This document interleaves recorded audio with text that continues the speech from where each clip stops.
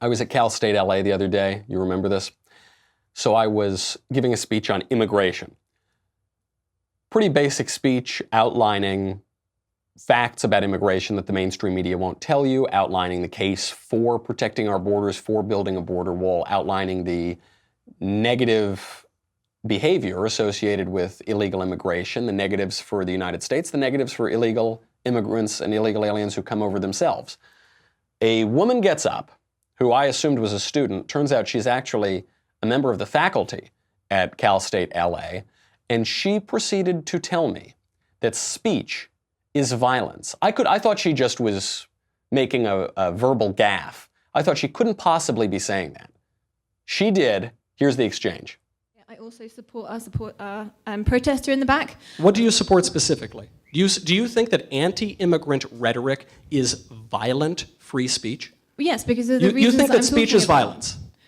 No, I think that that's what that sign says. The conversation that you're having is oppressive. So I am oppressing people by what I'm doing. So I am exerting violence on people by my speech. That's what the sign says, and that's what you just said.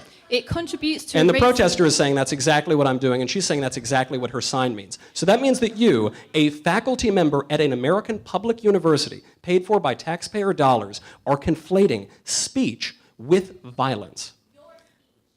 Yes. Speech can be violent. What you are saying contributes to systemic racism in this country. I've been to art school for 8 years. I understand liberal arts extremely well. I am an artist, and I don't think you do. I'm sure you've been to art school for 8 years, but you do not understand the liberal arts. holding up a sign which says disrupting speech is fascism. You are No. The sign says that one, disrupting speech. Yeah. But yes, you understand? Yes, these people who are yelling are disrupting my speech, and I agree, it's fascism. You're interrupting me, and I think that you need to look up violence in the dictionary or expand your idea of violence. So guess what I did? I looked up violence in the dictionary. I have the definition right there. Violence, a noun.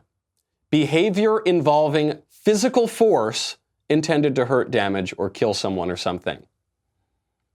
I looked it up in the dictionary. If that professor that I was speaking to has a different dictionary, I'm more than happy to read it. She can send it over here.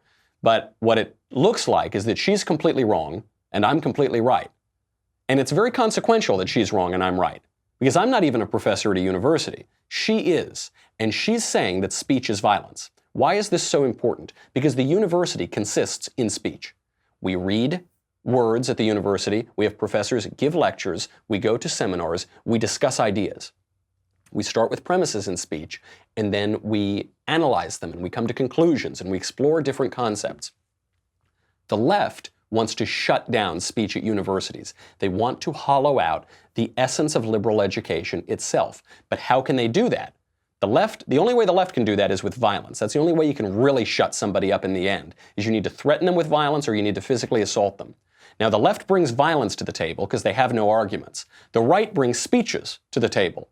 Speeches, debates, and arguments. So how can the left justify using violence to shut down speech? The only way they can do it is by redefining speech as violence.